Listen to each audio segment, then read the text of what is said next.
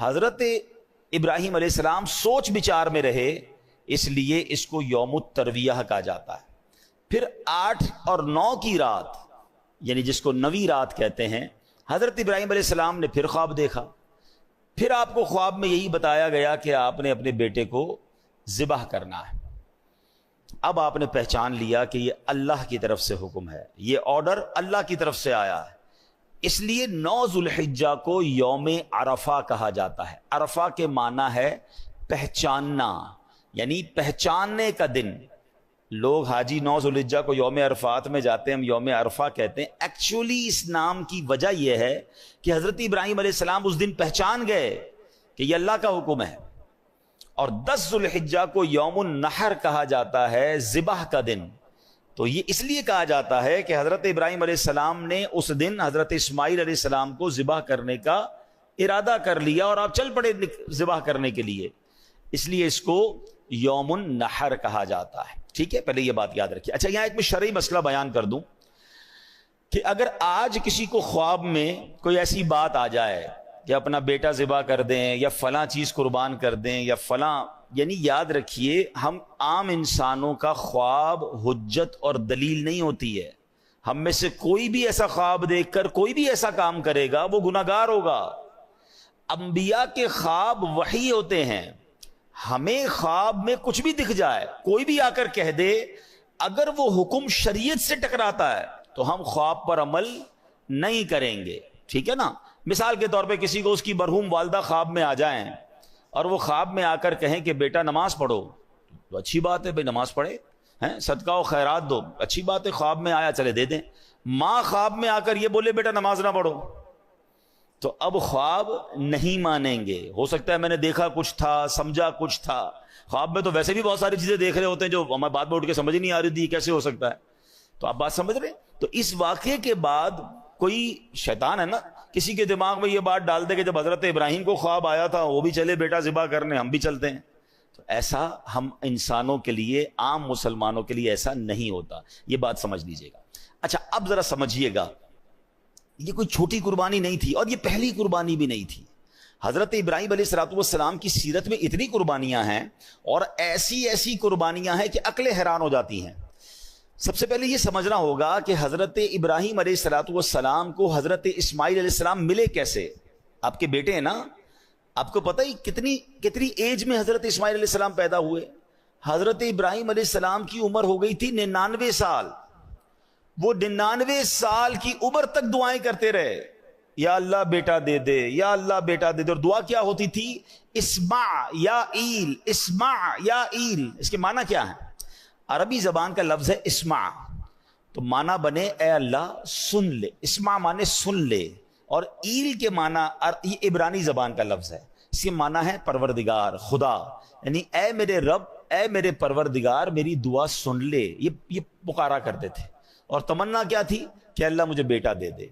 99 years کی age میں جا کے بیٹا ملا۔ اب یہاں ایک بات سیکھنے والی ہے، حضرت ابراہیم کون ہے؟ خلیل اللہ ہیں۔ خلیل کس کو کہتے ہیں؟ دوست کو، اللہ کے دوست۔ اور سرکار دو عالم صلی اللہ تعالی علیہ وسلم کے بعد اگر کائنات میں کوئی سب سے عظیم ہستی ہے، سب سے بڑی ہستی اگر نبی پاک کے بعد کوئی ہے تو وہ حضرت ابراہیم علیہ السلام۔ اتنا بڑا مرتبہ ہے، اور اللہ کے دوست بھی ہیں، اور اتنی دعائیں، مگر بیٹا نہیں ملا 99 سال تک۔ مجھے اور آپ کو کیا سیکھنے کو ملا؟ کہ جناب اللہ سے دعا مانگنی ہے مگر رب سے ناراض نہیں ہو جانا ہے، مایوس نہیں ہو جانا ہے۔ اگر نہیں مل رہا تو بھی راضی رہنا ہے۔ ہمارا پرابلم کیا ہے؟ 2 4 6 مہینے کوئی دعا کریں، کام نہ ہو، ہیں یار دعا کرتا ہوں قبول ہی نہیں ہو رہی، مکے جا کے دعا کی پھر بھی قبول نہیں ہوئی، مدینہ شریف جا کے دعا کی پھر قبول نہیں ہوئی، فلاں بزرگ سے دعا کرائی پھر قبول نہیں ہوئی۔ لوگ کہتے ہیں جمعے کے خطبے کے درمیان دعا کرو، کتنے جمعوں سے دعا کر رہا ہوں قبول نہیں ہوئی۔ اللہ سے شکوا ہے، اللہ سے ہی بھروسہ اٹھنا شروع ہو جاتا ہے، نہیں بھائی کچھ نہیں ہوتا، سنا ہی ہے، دعا قبول نہیں ہوتی۔ وہ اللہ کے خلیل ہیں اور 99 سال تک دعائیں کر رہے ہیں۔ کون ہے میرے اور آپ کے درمیان جو 99 سال سے دعائیں کر رہا ہے؟ اب اس پہ سیکھنے کو پتہ کیا ملتا ہے ان واقعات سے؟ کہ ہمیں اپنے رب سے مایوس نہیں ہونا ہے۔ پہلے یہ بھروسہ کر لو نا کہ اللہ میرے لیے بہترین فیصلہ کرنے والا ہے. ہم سب کی ماں، سب سے زیادہ پیار ہم سے کون کرتا ہے؟ ماں کرتی ہے نا. ماں کے دل میں ممتا ڈالنے والا کون ہے؟ یعنی میری ماں مجھ سے پیار کرے، یہ خیال اس کے دل میں ڈالنے والا کون ہے؟ اللہ نہ ڈالتا تو ماں پوچھتی بھی نہ. ہیں ذرا آپ سوچیں، صرف ماں، انسانوں کی ماں کے دل میں رب نے نہیں ڈالا. یہ جتنے جانور ہیں ان کی ماں بھی اپنے بچوں سے ویسا ہی پیار کرتی ہے، جان دے دیتی ہے، لڑنے آ جاتی ہے، چاہے وہ بلی ہو، کتا، جو بھی جانور ہو. بچے کے لیے جانور بھی جان دینے کے لیے تیار ہو جاتے. کیوں؟ یہ اللہ نے خیال ڈالا ہے. اور اگر اچھا اب اس کی لاجک سمجھیں، اے ہائے میرے رب کی شان دیکھو. جب ہم پیدا ہوتے ہیں، ہم پیدا ہوں یا جانور کے یہاں بچہ پیدا ہو، کیسا ہوتا ہے؟ نازک سا، اس کی نہ ہمت نہ طاقت نہ چلنے جیسا قابل. اگر ماں باپ بچہ پیدا کرنے کے بعد بچے سے محبت ہی نہ کریں، خیال ہی نہ کریں، تو بچہ تو مر جائے گا نا. اس کو تو خادم چاہیے. آپ اگر غور کریں نا، بچے کے پیدا ہوتے ہی اس کو 2 خادم چاہیے ہوتے ہیں. ایک اس کے کھانے پینے، جس کو کہیں ورزش، مالش، صفائی ستھرائی کرنے والی ایک خادمہ چاہیے بچے کو، اور ایک اس کے لیے خرچ کرنے والا بندہ بھی چاہیے. اللہ نے کیسا انتظام کیا کہ ماں بچے کی باقاعدہ خادمہ بنتی ہے. اس کی گندگی بھی صاف کر رہی ہے، اس کو روز مالش بھی کر رہی ہے، اس کو کپڑے بھی پہنا رہی ہے. وہ روئے تو ماں تکلیف میں ہے، وہ اٹھ جائے تو ماں اٹھ جائے. اس کے جسم میں اللہ نے ایسی خوراک دی کہ ماں اسے دودھ بھی پلا رہی ہے. یعنی اللہ نے کیسی ہم سب کے لیے انتظام کیا کہ اس کے دل میں ایسی چیز ڈال دی کہ وہ اپنے آرام نہیں دیکھے گی، بچے کا آرام دیکھے گی. اچھا ماں سب کچھ کرے، پیسے ہی نہ ہو ماں کے پاس، تو بچے کو کپڑے کہاں سے پلائے گی، دوائیں کہاں سے دے گی؟ اب باپ کے دل میں رحم ڈالا کہ باپ اپنی جیب سے اپنی خواہشات کو مارتا ہے، اپنے بچے کی خواہشات پوری کرتا ہے. کیا شاندار انتظام میرے رب نے ہم سب کی پرورش کے لیے کیا. مگر اس سارے انتظام کو کرنے والا ہے کون؟ اللہ ہے نا. وہ کتنا پیار کرتا ہے ہم سے.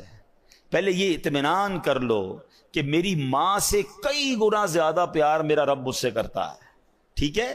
تو جب رب مجھ سے اتنا پیار کرتا ہے اور وہ نہیں دے رہا ہے، میں مانگ رہا ہوں پھر بھی نہیں دے رہا ہے، میں رو رہا ہوں پھر بھی نہیں مل رہا ہے، تو پھر یقین کر لو نا یہی میرے لیے بہتر ہوگا، یہی میرے لیے اچھا ہوگا. میں نے کئی بار اپنے بیانات میں ایک ایگزامپل دی ہے سمجھانے کے لیے، آج پھر دے دیتا ہوں، شاید کسی کا دل میں اطمینان آ جائے. کئی لوگ ہوتے ہیں بیچارے پریشان ہوتے ہیں اور کنفیوز بھی رہتے ہیں، یار دعائیں مانگتے ہیں پتہ نہیں کیوں مسئلہ حل نہیں ہو رہا. مثال دیتا ہوں، چلے ایک ایگزامپل. آج کل گرمی کے دن ہیں، سب کو جی چاہتا ہے آئس کریم کھانے کا، شربت پینے کا، کولڈ ڈرنک پینے کا. لیکن اگر آپ کے کوئی چھوٹا بچہ ہو، بھائی ہو، اس کا گلا خراب ہو جائے، فلو ہو جائے اسے، ٹھیک ہے، نزلہ بھی ہو جائے، بخار ہو جائے، اور اب وہ رو رہا ہے کہ ابو میں نے آئس کریم کھانی ہے، یا ابو جی میں نے کولڈ ڈرنک پینی ہے، آپ کیا کریں گے؟ کھلائیں گے اسے؟ بتائیے نا. کولڈ ڈرنک پلائیں گے؟ اچھا وہ رو رہا ہے، نہیں میں نے پینی ہے، وہ بہت زور زور سے رو رہا ہے، آپ پلا دیں گے اسے؟ اچھا آپ کا کوئی دوست برابر میں آپ کے بیٹھا ہے، وہ کہے یار کیسے ظالم والد ہو یار، بچہ رو رہا ہے، پلا دو نا اسے آئس کریم، دے دو آئس کریم، کھلا دو یا کولڈ ڈرنک پلا دو. آپ ایک جواب دیں گے، میں والد ہوں، مجھے پتا ہے میرے بچے کو کب کیا دینا ہے، ابھی دوں گا بیمار ہو جائے گا، ابھی دوں گا اس کا گلا اور خراب ہو جائے گا، اس کو رونے دو، اس کو نہ دینا اس کے لیے اچھا ہے. ایسا ہی ہے نا. اب ذرا دل کے کانوں سے میرا جملہ سننا، آپ والد ہیں، آپ کو پتا ہے بچے کو کب کیا دینا ہے، میرے خالق کو نہیں پتا مجھے کب کیا دینا ہے؟ بات اگر یہ سمجھ آ گئی نا جس دن کہ میں رو رہا ہوں وہ نہیں دے رہا، میں تڑپ رہا ہوں وہ نہیں دے رہا، میں گڑ گڑا رہا ہوں وہ نہیں دے رہا، اب بندہ سمجھ جائے یہی میرے لیے بہتر ہے. میرا رب بہترین فیصلہ کرنے والا ہے، میری ماں سے زیادہ جب چاہنے والا ہے تو ڈیسیژن بھی بہترین ہوگا نا. اور ایسا لکھا کتابوں میں، روایتوں میں یہ مضمون ہے، کسی کا غریب رہنا اس کے لیے اچھا ہے اور کسی کا امیر بننا اس کے ایمان کے لیے اچھا ہے. کیونکہ اگر اس کو غریب کو امیر بنا دیا جاتا تو وہ پیسے کے اندر ایسا گم ہو جاتا کہ آگے جا کے اس کا ایمان بھی برباد ہو جانا تھا. تو رب جانتا ہے کہ اس کا غریب رہنا بہتر ہے. کسی کو امیر بنایا، اس کے لیے دنیا اور آخرت کے امیر رہنا اچھا تھا. غربت ہوتی تو کہیں یہ کفر کر لیتا. تو ہمیں نہیں پتا ہوتا، یہ اللہ کی تقسیم ہے. کوئی صحت مند رہتا ہے، کوئی بیمار رہتا ہے، کوئی خوش رہتا ہے، کوئی پریشان رہتا ہے. ارے یہ رب کے فیصلے ہیں، وہ ہم سے بہتر جاننے والا ہے. اور بعض اوقات جب نہیں ملتا نا اور اس کے کچھ عرصے بعد ملتا ہے تو عقل حیران ہو جاتی ہے کہ واقعی کمال فیصلہ تھا، یہی میرے لیے بہتر تھا. بے اولاد روتے ہیں اولاد نہیں مل رہی ہیں، در در جاتے ہیں دعائیں کرتے نہیں ملتی اولاد. کیا پتہ ایسی اولاد لکھی ہو اس کے نصیب میں کہ جو بڑے ہو کر ماں باپ کو مار کے گھر سے ہی نکالنا تھا. ہم نہیں سنتے بعض اوقات ماں باپ کہتے تو پیدا ہی نہ ہوتا تو اچھا تھا, اتنا بچہ تنگ کرتا ہے. تو یہ اللہ کے فیصلے ہیں.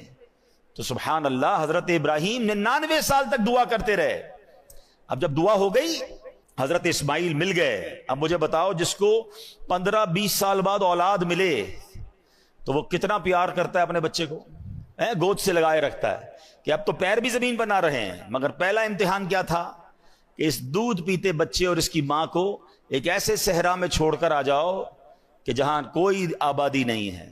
آپ امیجن کر سکتے ہیں کہ آپ اپنی زوجہ اور اپنے بچے کو کسی میدان میں, ریگستان میں چھوڑ کر آ جائیں, اور وہ بھی وہ بچہ جو اتنی دعاؤں کے بعد ملا ہو. مگر اللہ کا حکم تھا, آپ چھوڑ کر آ گئے. وہ واقعہ طویل ہے, پھر کسی دن اس کو ڈسکس کریں گے. آپ نے سنا ہوگا کہ کس طرح بی بی ہاجرہ جو ہے صفا مروہ کے درمیان دوڑی, کس طرح حضرت اسماعیل کے قدموں سے زمزم جاری ہوا, اور پھر کس طرح مکہ آباد ہوا. سبحان اللہ. مگر پہلے قربانی تو سوچو کیسی تھی کہ ماں ہے, بچہ ہے, تھوڑا سا پانی اور کھانا ہے اور وہ ختم ہو گیا, اور اب کچھ نہیں ہے مگر اللہ پر بھروسہ ہے. اس خاندان کی قربانیاں تو سوچو. پھر اللہ نے حضرت ابراہیم اور حضرت اسماعیل سے کعبے کی تعمیر کروائی. وہ مقام ابراہیم جس پر کھڑے ہو کر حضرت ابراہیم نے کعبے کی تعمیر کی. سبحان اللہ. یہ کیسا اللہ کے نبی کا معجزہ ہے کہ 5000 سال سے زیادہ عرصہ گزر چکا ہے. جو مکے گئے ہیں انہیں پتا ہے کہ آج بھی اپنی آنکھوں سے حضرت ابراہیم کے قدموں کے نشان ہم دیکھتے ہیں, اور وہ پتھر ویسے ہی سلامت ہے. دنیا میں کوئی پرانی سے پرانی عمارت 700-800 1000 سال کے بعد ختم ہو جاتی ہے, گر جاتی ہے, نام و نشان مٹ جاتا ہے. یہ 5000 سال سے زیادہ عرصہ ہو گیا ہے. یہ پتھر کھلے آسمان تلے موجود رہا. علماء کہتے ہیں ہزاروں بارشیں دیکھی, ہزاروں آندھیاں دیکھی, ہزاروں موسم کی تبدیلیاں دیکھی, مگر حضرت ابراہیم کے قدموں کے نشان ویسے کے ویسے موجود ہیں. اور قرآن میں رب نے فرمایا وَاتَّخِذُوا مِن مَقَامِ إِبْرَاهِيمَ مُصَلَّى, اور ابراہیم کے کھڑے ہونے کی جگہ کو اپنے لیے نماز کی جگہ بنا لو. اللہ اکبر. یہ مقام ہے حضرت ابراہیم, حضرت اسماعیل اور بی بی ہاجرہ رضی اللہ تعالی عنہا کا. لیکن ایک امتحان نہیں تھا. اب یہ والا امتحان جو میں نے آپ کو خواب سنایا کہ اپنے بیٹے کو ذبح کرو. اچھا, اب حضرت ابراہیم علیہ السلام نے اپنی زوجہ سے کہا کہ بیٹے کو تیار کر دو. حضرت اسماعیل کو تیار کیا, اور اب کمال یہ ہے کہ چلے قربان کرنے. جب قربان کرنے چلے تو شیطان کب یہ چاہتا کہ اتنی بڑی قربانی, اتنا بڑا جناب ثواب حضرت ابراہیم کما لیں گے. تو شیطان پہلے حضرت ابراہیم کے پاس آیا انسانی شکل میں. اے ابراہیم کہاں چلے؟ کہا بیٹے کو لے کے جا رہا ہوں. کہا مجھے پتا ہے آپ ذبح کرنے جا رہے ہیں. حضرت ابراہیم نے کہا کہ اب بیٹے کو باپ ذبح کرتا ہے؟ کہا مجھے پتا ہے آپ کو اللہ کا حکم ملا ہے. آپ نے فرمایا پھر اللہ کا حکم ہے تو میں اس پر راضی ہوں. شیطان مردود وہاں سے جا کر حضرت بی بی ہاجرہ کے پاس جاتا ہے. اب ماں کتنا پیار کرتی ہے بچے سے, وہ بھی بچہ وہ جو اتنی دعاؤں کے بعد ملا ہو. آپ کو پتا ہے حضرت اسماعیل کی عمر کتنی تھی اس وقت؟ ایک روایت کے مطابق 7 سال اور ایک روایت کے مطابق 13 سال. کیا عمر ہوتی ہے یہ؟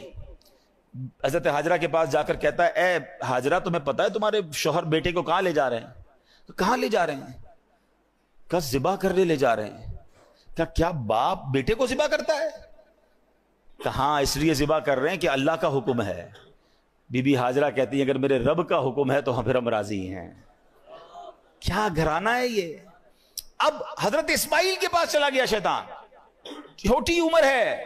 کیا ہے بیٹے تمہیں پتا ہے تمہارے والد کہاں لے جا رہے ہیں؟ کہاں لے جا رہے ہیں؟ میرے والد تو کہیں مجھے کسی سے ملانے لے جا رہے ہیں, تیار کروایا تھا نا. کہ نہیں تمہیں ذبح کرنے لے جا رہے ہیں. کہتے ہیں کیا باپ بیٹے کو ذبح کرتا ہے؟ کہاں اس لیے ذبح کر رہے ہیں کہ اللہ کا حکم ہے. حضرت اسماعیل کہتے ہیں رب کا حکم ہے تو پھر میں بھی راضی ہوں. یہ لوگ تھے. ہاں اب کمال یہ ہے کہ اب حضرت ابراہیم علیہ السلام کو جب وہ سامنے آیا نا شیطان, تو فرشتوں نے کہا اس کو کنکر مارے ہیں. آپ نے ایک بار کنکر مارے, تھوڑا آگے گئے فرشتے نے کہا پھر کنکر مارے, آپ نے پھر پتھر مارے, پھر آگے گئے پھر کنکر مارے. یہ جو آج حاجی جمرات کی رمی کرتے ہیں شیطان کو کنکر مارتے ہیں, اللہ نے حضرت ابراہیم خلیل اللہ اپنے خلیل کی وہ ادا ایسے باقی رکھی ہے کہ جب تک شیطان کو کنکر نہیں ماریں گے حاجیوں کا واجب ادا نہیں ہوگا. اللہ اکبر. پتا چلا کہ رب نے اپنے پیارے کی ادا کو کیسے باقی رکھا ہے. اچھا اب جناب کیا ہوا, حضرت ابراہیم علیہ السلام نے تو ایک اور کمال یہ کیا کہ اپنے بیٹے سے پھر مشورہ بھی کر لیا. اور یہ جو کانورزیشن ہے, یہ جو بات چیت ہے باپ بیٹے میں, اللہ نے اس کو قرآن میں ذکر کیا ہے. حضرت ابراہیم علیہ السلام اپنے بیٹے سے پوچھتے ہیں یا بنیا انی ارا فی المنام انی اذبحک فانظر ماذا ترا. وہ کہتے ہیں کہ اے میرے بیٹے میں نے خواب دیکھا کہ میں تجھے ذبح کرتا ہوں, اب تو دیکھ تیری کیا رائے ہے. ہیں بیٹا تو بتا تیری کیا رائے ہے, پوچھ لیا آپ نے ڈائریکٹ. اب حضرت اسماعیل کا ذرا جواب سنیں, کیسا بیٹا ہے یہ, کیسی تربیت ہے.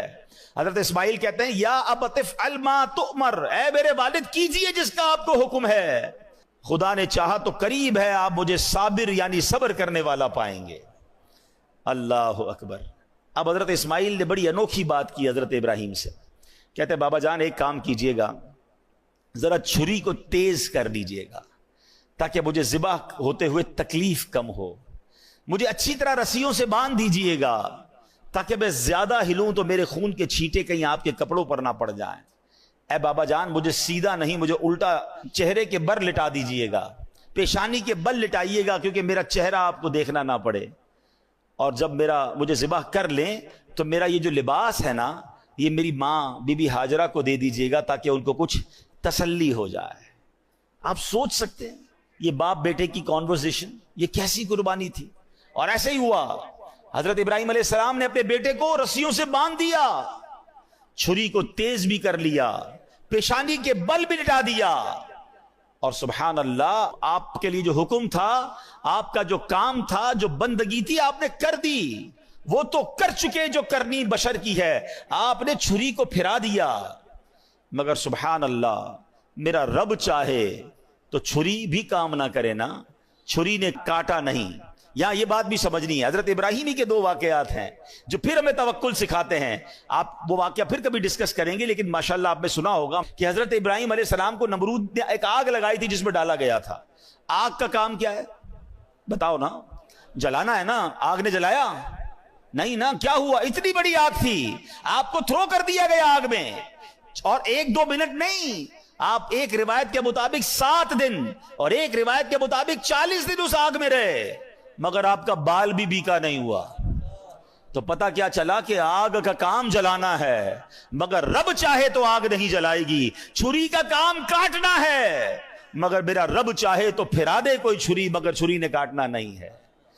تو پتا یہ چلا کہ اگر آج بھی, اب یہ ہمارے لیے پھر پیغام ہے, ہم بہت ساری چیزیں کیلکولیٹر سے چل رہے ہوتے ہیں, بہت ساری چیزیں کیلکولیشن سے چل رہے ہوتے ہیں کہ یار یہ ہوگا تو پھر یہ ہو جائے گا, یوں کروں گا تو یہ ہو جائے گا, اتنی بڑی مشکل میں ہوں, یار کیلکولیشن بتاتی ہے یہ مشکل نہیں ختم ہوگی, میں یہ قرضے سے نہیں نکل سکوں گا, میں اس پرابلم سے نہیں نکل سکوں گا, ڈاکٹر کہتے ہیں بیماری ایسی ہے کہ بندہ نہیں بچے گا. ہم مایوس ہو جاتے ہیں, ہم اللہ کی رحمت سے مایوس ہو جاتے ہیں. ارے میری ایک بات تو سمجھ لو, مشکل کتنی ہی بڑی کیوں نہ ہو, میرے اور آپ کے لیے بڑی ہے, میرے رب کے لیے بڑی نہیں ہے. ان اللہ علی کل شیء قدیر. وہ چاہے تو آگ کو باغ بنا سکتا ہے, وہ چاہے تو چھری گلے پہ پھرا دی جائے, کاٹتی نہیں ہے. ارے میرا رب چاہے تو اندھیرے کنویں سے نکال کر حضرت یوسف کو مصر کا بادشاہ بنا سکتا ہے.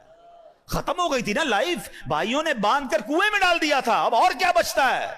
مگر اللہ نے صرف کنویں سے نہیں نکالا, مصر کا بادشاہ بنایا. حضرت میرا رب چاہے دریائے نیل حضرت موسیٰ اور ان کے ساتھیوں کے لیے راستے نکالتا ہے, اور اسی دریائے نیل میں پیچھے آنے والے فرعونیوں کو غرق بھی کر دیتا ہے.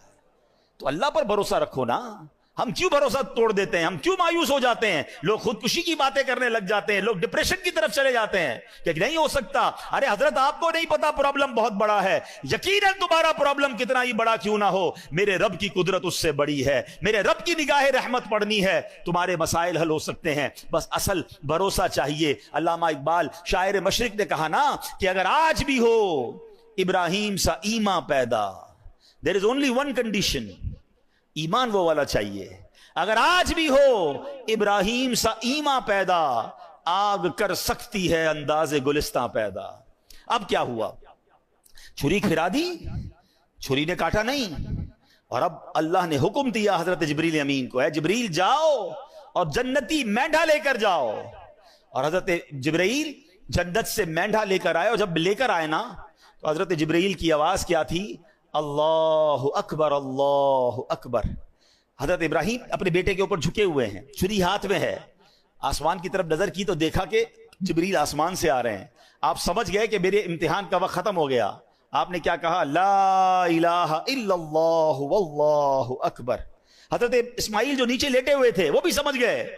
جب تکبیر کی آوازیں سنی تو سمجھ گئے کہ امتحان پورا ہو گیا. کہتے ہیں اللہ اکبر وللہ الحمد.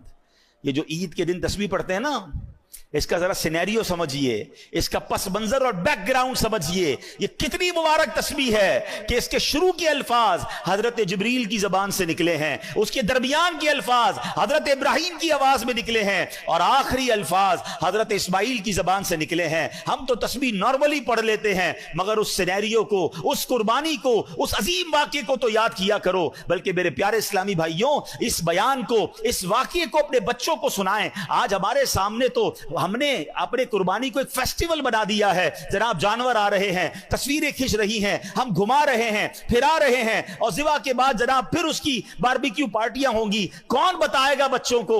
کون یاد کرے گا اس قربانی کو؟ ارے سوچو تو صحیح، 99 سال کی دعاؤں کے بعد بیٹا ملا تھا اور اس کو ذبح کرنے چلے تھے. ہمیں کہا گیا صرف جانور قربان کر دو. ذرا سوچیے اگر ہم سے کہہ دیا جائے کہ کم از کم زندگی میں ایک بار سب اپنا اپنا بچہ ذبح کرو، ہم کرتے؟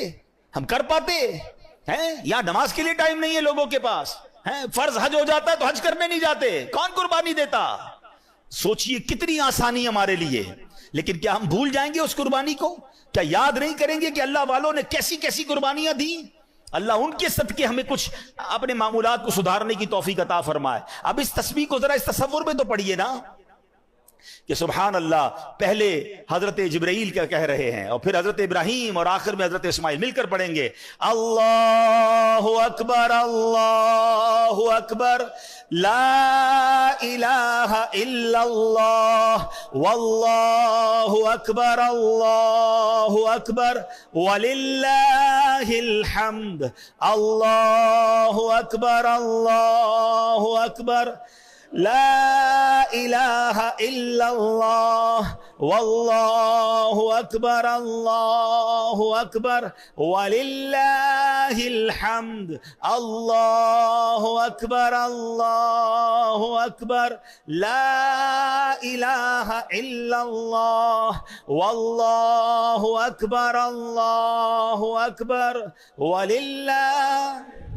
چلے اس تسبیح کا طریقہ بھی سمجھ لیں کہ عید الاضحیٰ کے لیے جب آپ چلیں گے تو آپ نے اس کو بلند آواز سے پڑھنا ہے. جب گھر سے نکلیں نماز عید کے لیے تو بقرہ عید میں بلند آواز سے پڑھیں، اور عید الفطر میں اس کو پست آواز سے پڑھنا ہوتا ہے. عید کی نماز کے لیے آنے کا ایک اور سنت طریقہ یہ ہے کہ عید کی نماز کے لیے ایک راستے سے آئیں اور دوسرے راستے سے آپ نے واپس جانا ہے. اور سبحان اللہ، وہ تو بچہ قربان کرنے گئے تھے اور اللہ نے قربانی کیسے قبول فرمائی، مگر ہم جو جانور قربان کر رہے ہیں اللہ کی مہربانی دیکھیں، اس پر ثواب کتنا بڑا عطا فرمایا. حدیث پاک میں آتا ہے قربانی کرنے والے کو قربانی کے جانور کے ہر بال کے بدلے میں ایک نیکی ملتی ہے. جتنے بال ہوتے ہیں جانور پر اتنی نیکیاں ملتی ہیں. ایک اور حدیث پاک، جس نے خوش دلی سے طالب ثواب ہو کر قربانی کی تو وہ آتش جہنم سے حجاب یعنی روک ہو جائے گی. یعنی اگر خوش دلی کے ساتھ، بوجھ سمجھ کر نہیں، یا اللہ تیرا شکر تو نے قربانی کرنے کی توفیق دی، اور اللہ کے لیے قربانی ہو، دکھاوے کے لیے نہیں. آج کل تو قربانی کو بھی جناب ایک اسٹیٹس سمبل بنا لیا گیا ہے. میں نہیں کہتا جانور اچھے قربان نہ کریں، بہترین جانور قربان کریں. اللہ نے دیا ہے، مہنگے سے مہنگا جانور قربان کرو، یا اللہ تیری مہربانی تو نے اتنا مال دیا. لیکن وہ اس لیے نہیں کہ شو آف، میں سب سے بڑے جانور لایا ہوں، میرے نام ہوگا، میرا جناب اس کے بعد اس لوگوں میں واہ واہ ہوگی. اگر یہ نیت ہے تو پھر ثواب نہیں ملنا اللہ کی رضا کے لیے. ہاں ہم پتہ ہے قربانی کے لیے ایک دعا پڑھتے ہیں، میں آگے وہ دعا بھی سناؤں گا، اس میں بھی یہی مقصد ہے. ایک اور بڑی پیاری حدیث پاک، پیارے آقا علیہ الصلوۃ والسلام نے اپنی پیاری صاحبزادی خاتون جنت بی بی فاطمہ الزہرا رضی اللہ تعالیٰ عنہا سے فرمایا، اپنی اے فاطمہ اپنی قربانی کے پاس موجود رہو، کیونکہ اس کے خون کا پہلا قطرہ گرے گا اور تمہارے سارے گناہ معاف کر دیے جائیں گے. قربانی کے وقت قربانی کے پاس موجود رہنا ہے. ہاں اب یہاں یہ سمجھ لیجئے کہ قربانی کس پر واجب ہے، اور واجب ہوتے ہوئے اگر قربانی نہیں کرے گا تو پھر وہ گناہگار ہوگا. بلکہ فتاوی امجدیہ میں ہے کہ اگر کسی پر قربانی واجب ہے اور اس وقت اس کے پاس پیسے نہیں ہیں تو قرض لے کر یا کوئی چیز فروخت کر کے بھی قربانی کرے، یہ ضروری ہے، ٹھیک ہے۔ اچھا، واجب کس پر ہے؟ اب یہ سمجھ لیتے ہیں کہ قربانی واجب ہونے کے لیے کتنا مال ہونا چاہیے۔ ہر بالغ مقیم، یعنی مسافر نہ ہو، مقیم ہو، مسلمان مرد و عورت، مالک نصاب پر قربانی واجب ہے۔ اب مالک نصاب کون ہوتا ہے؟ اصل چیز تو یہ سمجھنی ہے نا، عقل والا ہو، پاگل نہ ہو، بالغ ہو اور مقیم ہو۔ اب مالک نصاب کون ہے؟ مالک نصاب ہونے سے مراد یہ ہے کہ اس شخص کے پاس 52.5 تولہ چاندی یا اتنی ہی مالیت کی رقم یا اتنی مالیت کا تجارت کا مال یا اتنی مالیت کا حاجت اصلیہ کے علاوہ سامان ہو۔ آلموسٹ سمجھ لیں کسی کے پاس اتنے پیسے ہوں یا اتنا مال تجارت ہو، سونا چاندی ہو، یا اپنی حاجت اصلیہ ضرورت کی چیزوں سے زیادہ سامان ہو گھر میں یا کہیں پر، تو اب اس پر، اور جو اگر اس پر جو قرضہ ہو وہ مائنس کرنے کے بعد، تو پھر اس پر یہ نصاب باقی رہے گا، تو یہ جناب قربانی اس پر واجب ہو جائے گی۔ قربانی کے دنوں میں اگر یہ اتنے پیسے ہیں تو اس کو قربانی کرنی ہوگی۔ اب اس میں ایک اور غلطی لوگ کیا کرتے ہیں، پورے گھر کی طرف سے ایک قربانی کر دیتے ہیں، ایک بکرا لے آئے۔ نہیں، ہاں، اگر آپ مالک نصاب ہیں، آپ پر ہی قربانی واجب ہے تو پھر ٹھیک ہے، آپ ایک بکرا کر لیں یا قربانی بڑے جانور میں ایک حصہ کر لیں، لیکن اگر آپ پورے گھر والوں کی قربانی کرنا چاہتے ہیں تو پھر سب کا حصہ الگ الگ ہونا چاہیے۔ ایسا نہیں ہو سکتا کہ ایک بکرے میں 4 لوگ حصہ ملا لیں تو کسی کی بھی قربانی نہیں ہوگی، یاد رکھیے گا، ٹھیک ہے۔ بڑے جانور میں 7 حصے ہوتے ہیں، بلکہ یہاں تو میں مشورہ دوں گا جن کو اللہ نے نوازا ہے وہ اپنے گھر والوں کی، اپنے بچوں کی بھی قربانی کریں۔ نابالغ بچوں کی قربانی واجب نہیں ہے، مگر اللہ نے دیا ہے تو کرنی چاہیے، ہیں؟ ہاں، بالغ افراد کی قربانی کریں گے، آپ اپنی زوجہ کی کر رہے ہیں، اپنے بالغ بچوں کی کر رہے ہیں، بھائی بہنوں کی کر رہے ہیں، والدین کی کر رہے ہیں، تو ان سے اجازت لینی ضروری ہوگی، ہیں کہ بھائی آپ کی قربانی میں کر رہا ہوں، اجازت لیں گے تو پھر ان کی قربانی ہو جائے گی۔ یا پھر انڈرسٹوڈ ہے ان کو کہ بھائی ہر بار آپ ہی کرتے ہیں، ان کو سب کو پتا ہے ہماری قربانی بھائی یا ابو کرتے ہیں، تو پھر بھی انڈرسٹوڈ ہے تو ٹھیک ہے۔ اچھا، اسی طرح ایک اور قربانی میں ہم نے بات ذہن میں رکھنی ہے کہ قربانی میں اگر کوئی عقیقے کا حصہ بھی ملانا چاہتا ہے، وہ سمجھتا ہے کہ میرے پاس ایک حصہ ایکسٹرا ہے، اگر کسی کا عقیقہ باقی ہے تو وہ بھی کیا جا سکتا ہے۔ قربانی میں مشورہ یہ دوں گا کہ اگر جس کو اللہ نے وسعت دی ہے تو سرکار دو عالم صلی اللہ تعالی علیہ وسلم کے ایصال ثواب کے لیے بھی قربانی کرے۔ آپ کو پتا ہے مینا میں ہمارے آقا مدینے والے مصطفیٰ صلی اللہ علیہ وسلم جب حج فرمایا تھا تو اپنی امت کی طرف سے قربانی کی تھی۔ ہمارے آقا ہمیں نہیں بھولے، تو ہمیں بھی اللہ کرے کہ آپ کے پاس وسعت ہو تو اپنے جانور کا، جو اپنے گھروں میں جتنے جانور آئیں، جو سب سے بہترین جانور ہے، سب سے زبردست، وہ میرے آقا کے نام پر قربان کریں۔ کروں تیرے نام پہ جاں فدا، نہ بس ایک جاں دو جہاں فدا، 2 جہاں سے بھی نہیں جی بھرا، کروں کیا کروڑوں جہاں نہیں۔ ہمارا جو کچھ ہے اللہ کی عطا سے ہمیں ملا ہے، نبی پاک کا صدقہ ملا ہے، تو ان کے نام پر۔ اچھا، پھر آپ اپنے مرحوم والدین کے لیے، دادا دادی کے لیے، جس کا حصہ ملانا چاہتے ہیں، غوث پاک کے مرید ہیں تو غوث پاک کے نام پر کریں۔ جس کو اللہ نے جتنی وسعت دی ہے تو یہ حصے بھی اس میں ڈالنے چاہیے، اس میں بھی انشاءاللہ آپ کو برکت ملے گی اور یہ ثواب ملے گا۔ اچھا، اب قربانی کی جو دعا ہے یہ بڑی کمال کی دعا ہے، اور اس دعا میں بھی بڑا زبردست میسج ہے۔ اللہ کرے کہ ہم یہ دعا کر لیں۔ 1-2 غلطیاں لوگ کرتے ہیں قربانی کے وقت، وہ بھی سن لیں۔ چھری کو پہلے سے تیز کر لیں، جانور کو لٹا کر اب چھری تیز ہو رہی ہوتی ہے، اس سے جانور کو تکلیف ہوتی ہے۔ جانور کو بھی، قربانی کے جانور کو بھی تکلیف نہیں دینی چاہیے۔ لوگ پہلے جانور گرا دیتے ہیں اور پھر گھسیٹ کر قبلہ رخ کرتے ہیں، یہ بھی اسے تکلیف دینا ہے، بلکہ اس کو پہلے سے ہی قبلہ رخ معلوم کر کے اسی رخ پہ گرایا جائے تاکہ اب اس کو گھسیٹا نہ جائے۔ اچھا، اب جناب جو دعا ہے، کیا خوبصورت دعا ہے، انی وجہت وجہی للذی فطر السماوات والارض حنیفا وما انا من المشرکین ان صلاتی ونسکی ومحیایا ومماتی للہ رب العالمین۔ میری فیورٹ دعاؤں میں سے یہ دعا ہے، جو الفاظ ہے نا قرآن کے، آئے ہائے، اللہ کرے میں اور آپ اس کے مصداق بن جائیں، ایسے ہی بن جائیں۔ کیا معنی ہے؟ ان صلاتی، بے شک میری نماز، و نسکی، کیا فرمایا کہ میری نماز، اور پھر فرمایا میری قربانیاں، و محیایا و مماتی، میری زندگی اور میری موت، للہ رب العالمین، سب اللہ کے لیے۔ اللہ کرے ہماری قربانیاں بھی اللہ کے لیے، ہماری نمازیں بھی اللہ کے لیے، ہماری زندگی بھی اللہ کے لیے، ہماری موت بھی اللہ کے لیے ہو۔ پرابلم یہ کہ قربانی کرتے ہیں مگر اللہ کے لیے نہیں ہو رہی ہوتی، اس میں نیتیں اور شامل ہو جاتی ہیں۔ نہیں، دکھاوا نہیں، لوگوں کی واہ واہ نہیں، مجھے اللہ کو راضی کرنا ہے۔ اور یہ قربانی کرتے وقت دعا بھی پڑھیں اور دل میں یہ کیفیت بھی پیدا کرے کہ اللہ اپنی مہربانی سے میری قربانی جو ہے وہ قبول فرما لے۔ تو بہرحال جانوروں پر رحم کیجئے گا، اس کو تماشا نہ بنائیں، اس کو جس کو کہتے ہیں نا کہ جانور کو تکلیف پہنچا رہے ہوتے ہیں، یہ بالکل نہیں کرنا چاہیے۔ سرکار دو عالم علیہ الصلوۃ والسلام نے ایک شخص کو دیکھا کہ وہ بکری کی گردن پر پاؤں رکھ کر چھری تیز کر رہا ہے اور بکری اس کی طرف دیکھ رہی ہے، تو نبی پاک علیہ الصلوۃ والسلام نے فرمایا کیا تم پہلے ایسا نہیں کر سکتے تھے؟ کیا تم اسے کئی موتیں مارنا چاہتے ہو؟ اسے لٹانے سے پہلے اپنی چھری تیز کیوں نہ کر لی؟ یعنی اس قدر نبی پاک علیہ الصلوۃ والسلام جانوروں کے حقوق بھی بیان کر رہے ہیں۔ اچھا بعض اوقات یہ جو قصاب بھائی ہوتے ہیں یہ غلطی کیا کرتے ہیں کہ جانور کو ذبح کیا، ابھی وہ تڑپ رہا ہے اور اس کی کھال اتارنا شروع کر دیتے ہیں۔ بالکل ان کو ہاتھ نہ لگانے دیں کہ پہلے اس کی روح پوری نکلنے دیں، اس کو ٹھنڈا ہو لینے دیں، پھر کسی طرح کا بھی کوئی کام شروع کریں۔